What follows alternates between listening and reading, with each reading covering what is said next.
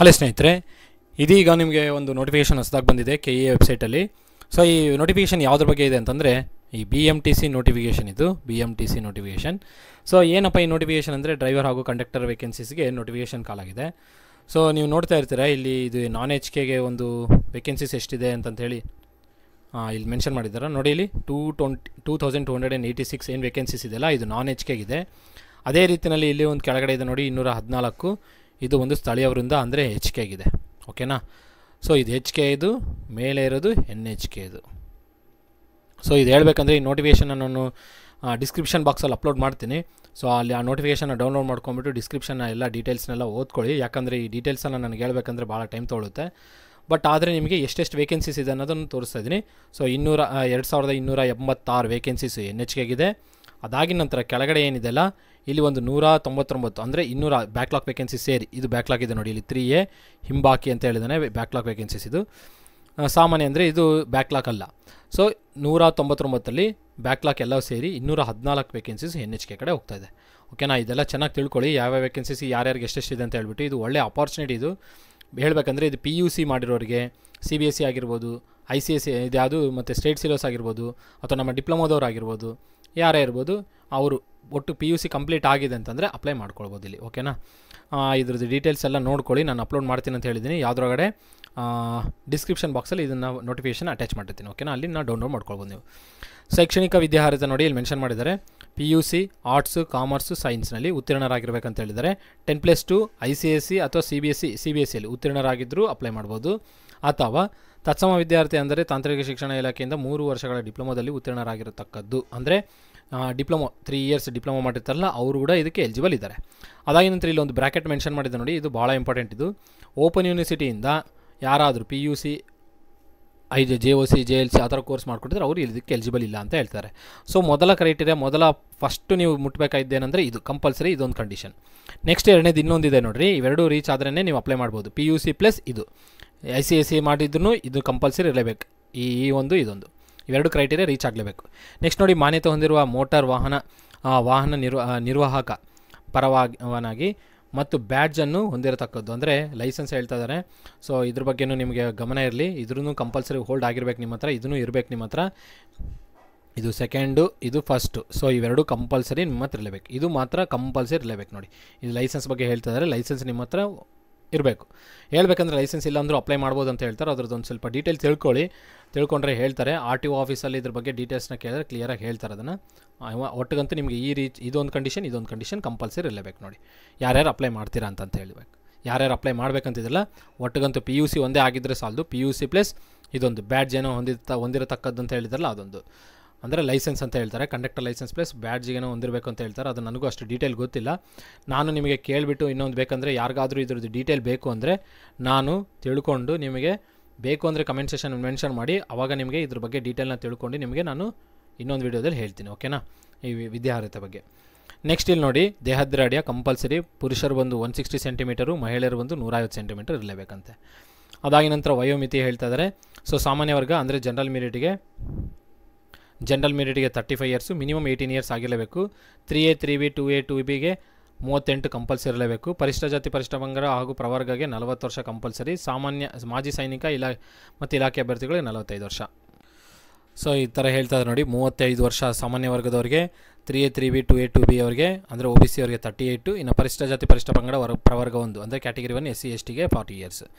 ಮಾಜಿ ಸೈನಿಕ ಇಲಾಖೆ ಅಭ್ಯರ್ಥಿಗಳು ಅಂದರೆ ಡಿಪಾರ್ಟ್ಮೆಂಟಲ್ ಕ್ಯಾಂಡಿಡೇಟ್ಸು ಮತ್ತು ಎಕ್ಸ್ ಸರ್ವಿಸ್ ಮೆನ್ ಅವರಿಗೆ 45 ಅಂತ ಮೆನ್ಷನ್ ಮಾಡಿದ್ದಾರೆ.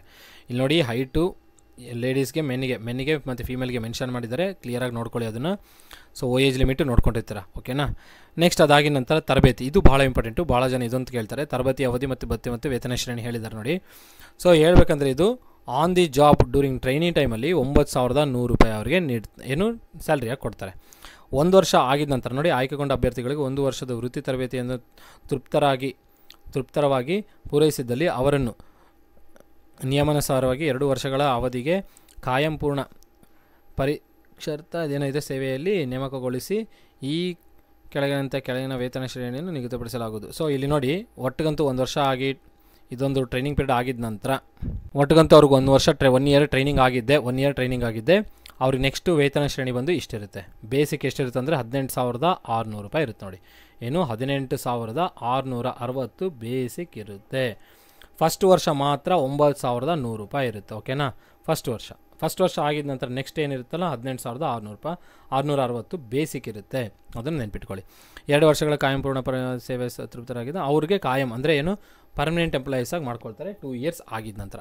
ಇದು 1 ಇಯರ್ ಪ್ಲಸ್ ಇದೊಂದು, ಇದಾಗಿದ ನಂತರ ಅವ್ರಿಗೆ ಪರ್ಮನೆಂಟ್ ಎಂಪ್ಲಾಯ್ ಆಗಿ ಮಾಡ್ಕೊಳ್ತಾರೆ. ಡೀಟೇಲ್ನ ನೋಡಿ, ನಾನೇನಾದರೂ ಮಿಸ್ಟೇಕ್ ಆಗಿ ಹೇಳ್ಬರೋದು. ಸಂಪೂರ್ಣ ಈ ಒಂದು ಪ್ಯಾರಾಗ್ರಾಫ್ ಏನಿದೆಲ್ಲ ಈ ಪ್ಯಾರಾಗ್ರಾಫ್ನ ಕಂಪ್ಲೀಟಾಗಿ ಓದ್ರಿ. ಏನಾದರೂ ಡೌಟ್ ಇತ್ತು ಅಂದರೆ ಕಮೆಂಟ್ ಸೆಷನ್ ಮೆನ್ಷನ್ ಮಾಡಿ, ಅದನ್ನು ಡೀಟೇಲಾಗಿ ತಿಳ್ಕೊಂಡು ಇನ್ನೊಂದು ವೀಡಿಯೋದಲ್ಲಿ ನಾನು ಎಕ್ಸ್ಪ್ಲೇನ್ ಮಾಡಿ ಹೇಳ್ತೀನಿ. ನಿಮ್ಮ ಡೌಟ್ಸ್ ಏನಿರ್ತಾವಲ್ಲ ಕಮೆಂಟ್ ಸೆಷನಲ್ಲಿ ಮೆನ್ಷನ್ ಮಾಡಿ. ಏನೇನು ನೀವು ಓದ್ತೀರಾ ಅದರೊಳಗೆ ಏನೇನು ನಿಮ್ಗೆ ಡೌಟ್ ಬರುತ್ತೆ ಕಮೆಂಟ್ ಸೆಷನಲ್ಲಿ ಮೆನ್ಷನ್ ಮಾಡಿ. ಆ ಎಲ್ಲ ಡೌಟ್ಸ್ಗೆ ನಾನು ಗ್ಯಾದರ್ ಮಾಡಿಕೊಂಡು ಅವುಗಳಿಗೆ ಸಂಪೂರ್ಣ ಮಾಹಿತಿನ ನೆಕ್ಸ್ಟ್ ವೀಡಿಯೋದಲ್ಲಿ ಇನ್ನೊಂದು ವೀಡಿಯೋದಲ್ಲಿ ಹೇಳ್ತೀನಿ. ಓಕೆನಾ, ಒಟ್ಟಿಗಂತೂ ಇದ್ರದ್ದು ಡಾಕ್ಯುಮೆಂಟ್ನ ನಾನು ಡಿಸ್ಕ್ರಿಪ್ಷನ್ ಬಾಕ್ಸಲ್ಲಿ ಅಪ್ಲೋಡ್ ಮಾಡಿರ್ತೀನಿ, ಇದು ಅಟ್ಯಾಚ್ ಮಾಡಿರ್ತೀನಿ. ಅರ್ಜಿ ಸಲ್ಲಿಸುವ ವಿಧಾನ ಹೇಳಿದರೆ KEA ವೆಬ್ಸೈಟಲ್ಲಿ ನೀವು ಅದ್ರ ಬಗ್ಗೆ ಅಪ್ಲಿಕೇಶನ್ ಅಪ್ಲೋಡ್ ಮಾಡಬೇಕು. ಅದು ಆನ್ಲೈನ್ ಅಪ್ಲಿಕೇಶನ್ ಇರುತ್ತೆ. ಡಾಕ್ಯುಮೆಂಟ್ಸ್ ಎಲ್ಲ ಹೇಗೆ ಅಪ್ಲೋಡ್ ಮಾಡಬೇಕು, ಏನೇನು ಇರಬೇಕಂತೇಳಿ ಎಲ್ಲ ಸಂಪೂರ್ಣ ಮಾಹಿತಿ ಕೊಟ್ಟಿದ್ದಾರೆ. ಆದಮೇಲೆ ಆನ್ಲೈನ್ ಅಪ್ಲಿಕೇಶನ್ ಮಾಡೋದಕ್ಕೆ ಪ್ರಾರಂಭ ದಿನಾಂಕ ಬಂದು 10/3/2024 ಅಂದರೆ ಮಾರ್ಚ್ ತಿಂಗಳು 10ನೇ ತಾರೀಕಿಂದ ಅಂದರೆ ನೆಕ್ಸ್ಟ್ ತಿಂಗಳಿಂದ ಶುರು ಆಗುತ್ತೆ. ಆನ್ಲೈನ್ ಮುಖಾಂತರ ಅರ್ಜಿ ಸಲ್ಲಿಸುವ ಕೊನೆಯ ದಿನಾಂಕ 10/4 ಅಂದರೆ ಏಪ್ರಿಲ್ ತಿಂಗಳು 10ನೇ ತಾರೀಕಿಗೆ ಕೊನೆ ಆಗುತ್ತೆ.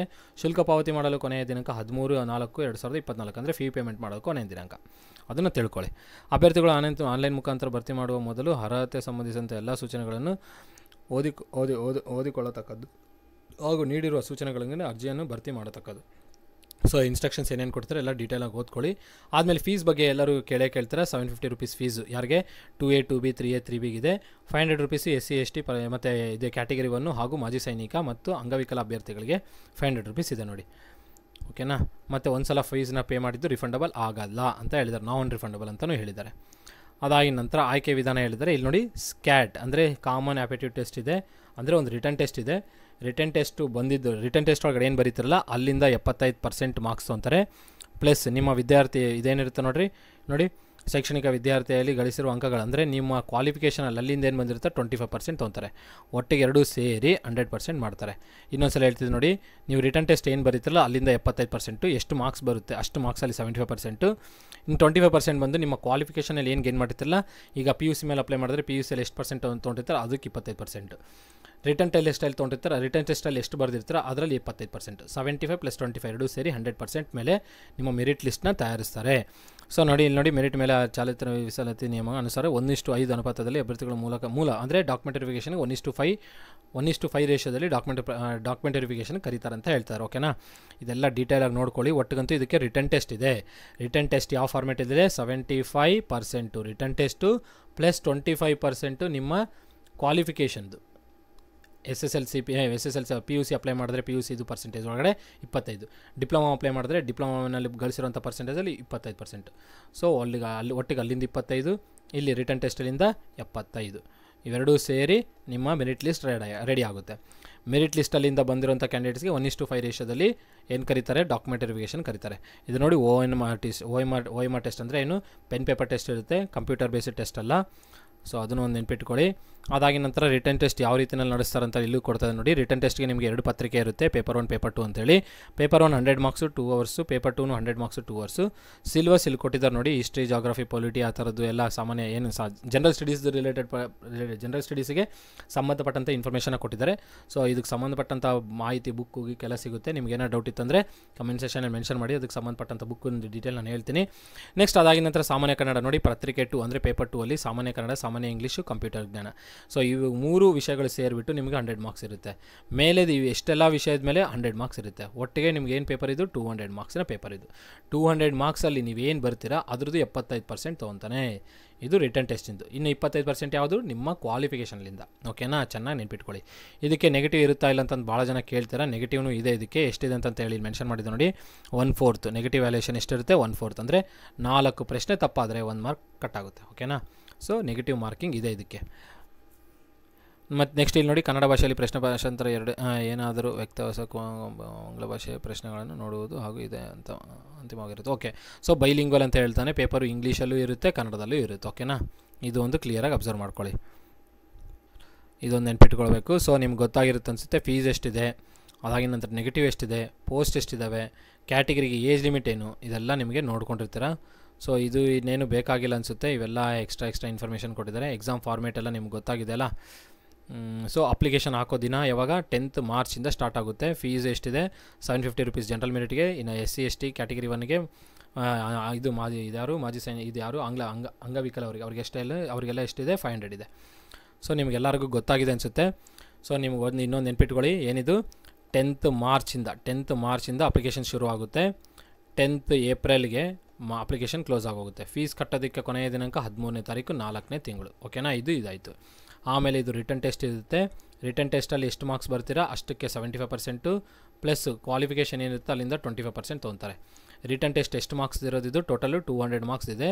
ಎಷ್ಟು ಪೇಪರ್ ಇದ್ದಾವೆ? 2 ಪೇಪರ್ ಇದೆ. Paper 1, paper 2.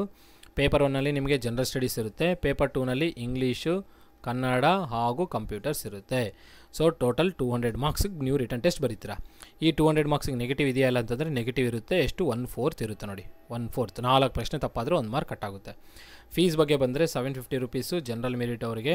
General merit 2A, 2B, 3A ಮತ್ತು 3Bಗೆ. ಓಕೆನಾ? SC/ST STಗೆ ಹಾಗೂ ಕ್ಯಾಟಗರಿ 1ಗೆ ಇವರಿಗೆಲ್ಲ ಎಷ್ಟಿದೆ? 500 ರೂಪೀಸ್ ಇದೆ. ನಾನ್ ರಿಫಂಡಬಲ್. ಕ್ವಾಲಿಫಿಕೇಷನು PUC ಪ್ಲಸ್ ಅದು ಏನು ಬ್ಯಾಡ್ಜ್ ಬಗ್ಗೆ ಹೇಳಿದಾನಲ್ಲ ಆ ಬ್ಯಾಡ್ಜ್ ಇದೊಂದು. ಅದರದ್ದು ಡೀಟೇಲ್ ತಿಳ್ಕೊಳ್ಳಿ. ಒಂದು ವೇಳೆ ಗೊತ್ತಾಗಿಲ್ಲ ಅಂದರೆ ಕಮೆಂಟ್ ಸೆಷನಲ್ಲಿ ಮೆನ್ಷನ್ ಮಾಡಿ, ನಾನು ಅದರದ್ದು ಡೀಟೇಲ್ ತಿಳ್ಕೊಂಡು ನಿಮ್ಗೆ ಹೇಳ್ತೀನಿ. ಸೊ ಇಷ್ಟು ನಿಮಗೆ ನಾನು ಡೀಟೇಲ್ ಹೇಳಬೇಕಂತ ಅಂದ್ಕೊಂಡೆ. ಏನೆಲ್ಲ ನಿಮಗೆ ಡೀಟೇಲ್ಸ್ ಇದೆ ಅದನ್ನೆಲ್ಲ ಹೇಳಿದ್ದೀನಿ.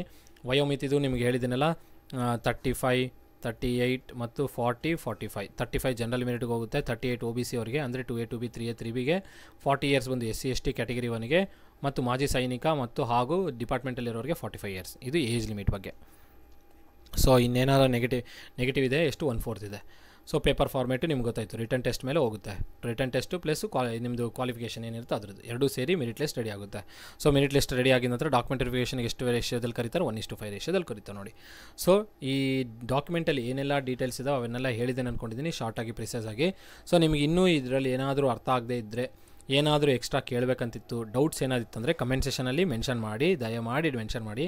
ಸೊ ಅದ್ರ ಕಮೆಂಟ್ ನೋಡಿಕೊಂಡು ನಿಮಗೆ ಅದ್ರ ಬಗ್ಗೆ ಇನ್ಫಾರ್ಮೇಷನ್ ನಾನು ಏನು ಹೇಳಬೇಕನ್ಸುತ್ತೆ ಅದನ್ನು ನಾನು ನೆಕ್ಸ್ಟ್ ವೀಡಿಯೋದಲ್ಲಿ ಹೇಳ್ತೀನಿ. ಡೀಟೇಲ್ಡ್ ಏನೇನು ಕೇಳ್ತೀರಾ ಒಟ್ಟುಗಂತ ಈ ನೋಟಿಫಿಕೇಷನಲ್ಲಿ ಅಥವಾ ಈ ವಿಡಿಯೋದಲ್ಲಿ ನಾನು ಏನಾರು ಕವರಪ್ ಮಾಡದೇ ಇದ್ದರೆ, ನಿಮ್ಗೆ ಆ ಡೌಟ್ಸ್ ಇತ್ತು, ಕವರಪ್ ಮಾಡದೇ ಇರೋ ಡೌಟ್ಸ್ ಇದ್ದಾವೆ ಅಂತಂದರೆ ನಾನು ಅವುಗಳನ್ನ ನೆಕ್ಸ್ಟ್ ವೀಡಿಯೋದಲ್ಲಿ ಡೀಟೇಲ್ಡಾಗಿ ಎಕ್ಸ್ಪ್ಲೇನ್ ಮಾಡ್ತೀನಿ. ಸೊ ಇನ್ನು ನೆಕ್ಸ್ಟ್ ಇನ್ನೊಂದು ಏನು ಹೇಳಬೇಕಂದ್ರೆ, ಈ BMTCಗೆ ನಿಮ್ಗೆಲ್ಲರಿಗೂ ಗೊತ್ತಿರುತ್ತೆ, ಇಸ್ರೋದು ಅಂದರೆ ಇಸ್ರೋ ಟೆಕ್ನಿಕಲ್ ಅಸಿಸ್ಟೆಂಟು ಮತ್ತು ಟೆಕ್ನಿಷಿಯನ್ ಪೋಸ್ಟ್ಗೆಲ್ಲ ಕಾಲ್ ಮಾಡಿದ್ದಾರೆ. ಹೌದಾ? ಇದು ಒಂದೇ ನೋಟಿಫಿಕೇಷನ್. ಎರಡನೇದು ಬಂದು ನಿಮ್ಗೇನು ಗೊತ್ತಿರುತ್ತೆ, ಇನ್ನೊಂದು ರೈಲ್ವೆ RRB ALPಗೂ ಅಪ್ಲೈ ಮಾಡಿರ್ತಾರೆ. RRB ALPಗೂ. ಹೌದಾ? ನೆಕ್ಸ್ಟ್ ಮೂರನೇದು ಈಗ BMTCದು ಬಂದಿದೆ. KSದು ಬಂದಿದೆ. ಬಟ್ ನಾನು ಅದಕ್ಕಷ್ಟೆಲ್ಲ ತೊಗೊಳಕ್ಕೆ ಹೋಗಲ್ಲ.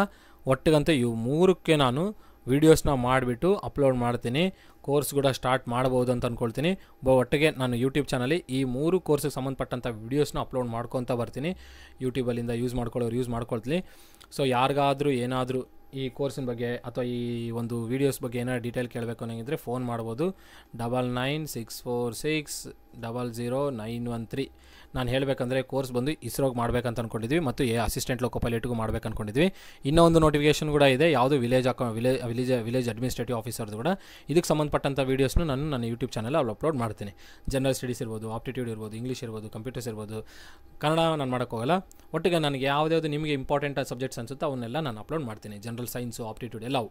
ಒಟ್ಟಿಗಂತೂ ಈ 4 ನೋಟಿಫಿಕೇಷನ್ ಸಂಬಂಧಪಟ್ಟಂಥ ವೀಡಿಯೋಸು ನನ್ನ ಚಾನಲಲ್ಲಿ ಅಪ್ಲೋಡ್ ಆಗುತ್ತೆ ಇನ್ಮೇಲೆ. ಸೊ ಯಾರಿಗಾದರೂ ಇನ್ನೂ ಈ ಚಾನಲ್ ಸಬ್ಸ್ಕ್ರೈಬ್ ಆಗದೇ ಇದ್ದರೆ ಸಬ್ಸ್ಕ್ರೈಬ್ ಮಾಡಿ. ನಿಮ್ಮ ಫ್ರೆಂಡ್ಸ್ ಯಾರಾದರೂ ಪ್ರಿಪೇರ್ ಆಗ್ತಾ ಇದ್ದಾರೆ ಅಂದರೆ ಅವ್ರಿಗೆ ನೋಟಿಫಿಕೇಷನ್ ಬಗ್ಗೆ ಸಂಬಂಧಪಟ್ಟಂಥ ಇನ್ಫಾರ್ಮೇಷನ್ನ ಸೆಂಡ್ ಮಾಡಿ ಅವರಿಗೆ. ಅದಾಗಿದ ನಂತರ ನಿಮಗೆ ಈ ವಿಡಿಯೋ ಇಷ್ಟ ಆದರೆ ಲೈಕ್ ಮಾಡಿ, ನಿಮ್ಮ ಫ್ರೆಂಡ್ಸಿಗೆ ಶೇರ್ ಮಾಡಿಸಿ ಈ ವಿಡಿಯೋನ. ನಿಮಗೇನಾದರೂ ಇನ್ನೂ ನನಗೆ ಕಂಟೆಂಟ್ ಇಂಥದ್ದು ಬೇಕು ಅಂತಂದರೆ ನನ್ನ ಡಿಸ್ಕ್ರಿಪ್ಷನ್ ಬಾಕ್ಸಲ್ಲಿ ಮೆನ್ಷನ್ ಮಾಡಿ. ಅದ್ರ ಬಗ್ಗೆ ಥಿಂಕ್ ಮಾಡಿಬಿಟ್ಟು ನನ್ನಲ್ಲಿ ಏನು ಅವೈಲೇಬಲ್ ಇದೆ ಅದನ್ನು ನಾನು ಅಪ್ಲೋಡ್ ಮಾಡೋಕ್ಕೆ ಟ್ರೈ ಮಾಡ್ತೀನಿ. ಓಕೆನಾ? ಸೊ ಈ ವಿಡಿಯೋ ಇಷ್ಟ ಆದರೆ ಲೈಕ್ ಮಾಡಿ, ಇಷ್ಟ ಆಗದೇ ಇದ್ದರೂ ಓಕೆ, ನಡೆಯುತ್ತೆ. ಸೊ ಆದಷ್ಟು ಹಾರ್ಡ್ ವರ್ಕ್ ಹಾಕ್ರಿ, ಎಫರ್ಟ್ಸ್ ಹಾಕ್ಬಿಟ್ಟು ಓದಿ. ನಿಮಗೆ ಇವತ್ತಿಲ್ಲ ಅಂದರೆ ನಾಳೆ ಜಾಬ್ ಇದ್ದೇ ಇದೆ. ಶ್ರಮಿಸೋರಿಗೆ ಫಲಿತಾಂಶ ಬಂದೇ ಬರುತ್ತೆ. Prepare until U see your name in the list. ನಿಮ್ಮ ಹೆಸರು ನೀವು ಲಿಸ್ಟಲ್ಲಿ ನೋಡೋರ್ಗೂ ಪ್ರಿಪೇರ್ ಆಗೋದನ್ನು ಬಿಡೋಕೆ ಹೋಗ್ಬಿಡಿ, ಪ್ರಿಪೇರ್ ಆಗ್ತಾನೆ ಇರಿ. ಓಕೆನಾ? ಸೊ ಆಲ್ ದಿ ಬೆಸ್ಟ್ ಹೇಳ್ತಾ ಈ ವಿಡಿಯೋನ ಏನು ಮಾಡ್ತಾಯಿದ್ದೀನಿ. ಏನೇ ಡೌಟ್ ಇತ್ತು ಅಂದರೂ ಕಮೆಂಟ್ ಸೆಷನಲ್ಲಿ ಮೆನ್ಷನ್ ಮಾಡಿ, ಮರೆದಿದೆ. ಈ ವಿಡಿಯೋ ಇಷ್ಟ ಆದರೆ ಲೈಕ್ ಮಾಡಿ, ಚಾನಲ್ ಸಬ್ಸ್ಕ್ರೈಬ್ ಆಗಿ. ಇಷ್ಟನ್ನ ಹೇಳ್ತಾ ವಿಡಿಯೋ ಏನು ಮಾಡ್ತಾಯಿದ್ದೀನಿ. ಎಲ್ಲರಿಗೂ ಧನ್ಯವಾದಗಳು.